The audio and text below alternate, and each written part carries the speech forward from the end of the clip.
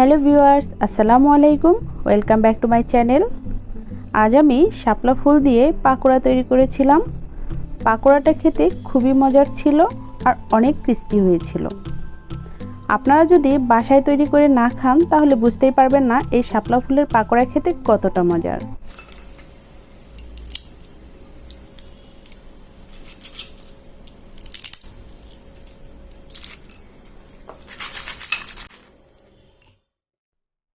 এই পাকোড়া তৈরি করার জন্য আমি এখানে মিডিয়াম সাইজের শাপলা ফুল নিয়েছি।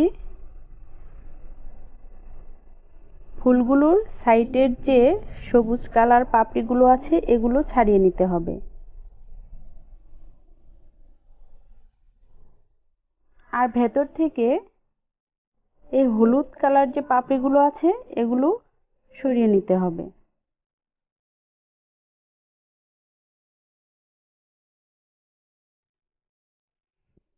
এরকমটা হবে।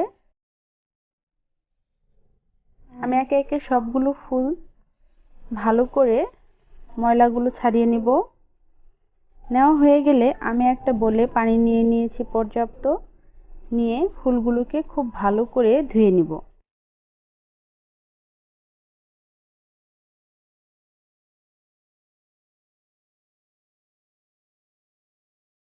ধুয়ে নেওয়া হয়ে গেলে আমি একটা ব্যাটার তৈরি করব।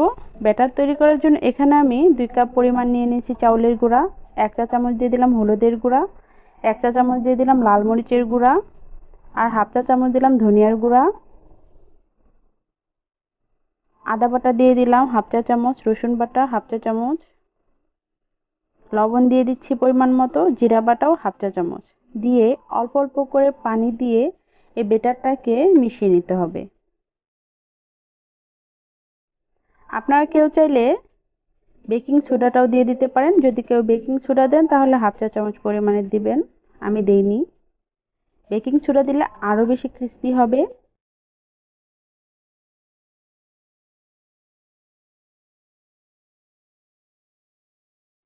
অল্প অল্প পানি দিয়ে ব্যাটারটাকে তৈরি করতে হবে।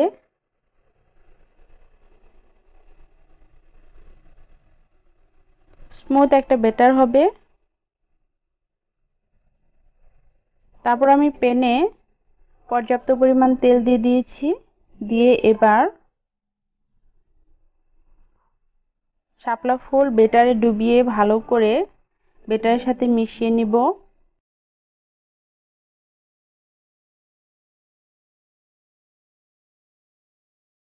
মেশানো হয়ে গেলে আমি দিয়ে দিব মিডিয়াম আঁচে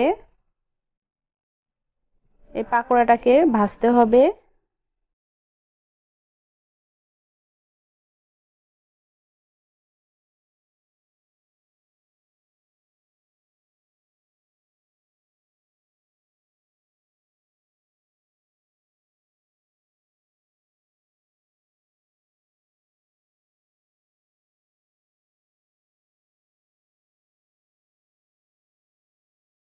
আমি সবগুলোকে এইভাবে ভেজে নিচ্ছি।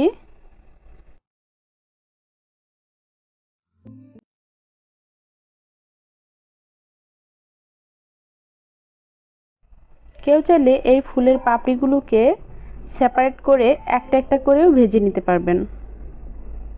আমি এইভাবে ভেজে নেওয়াটা দেখিয়ে দিচ্ছি।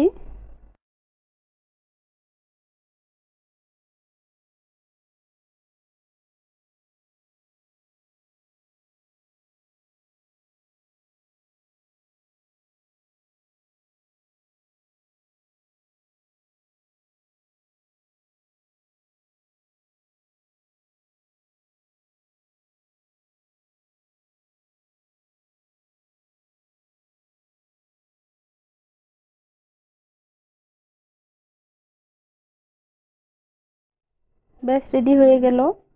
এই পাকোড়াটা দেখতে খুবই সুন্দর, খেতেও ভীষণ মজার আর অনেক ক্রিস্পি হয়। আপনারা অবশ্যই এভাবে বাসায় বানিয়ে খাবেন আর খেয়ে অবশ্যই আমাকে কমেন্ট বক্সে জানাবেন কেমন লাগলো। আমার তো দারুণ লেগেছে, আশা করি আপনাদেরও অনেক ভালো লাগবে।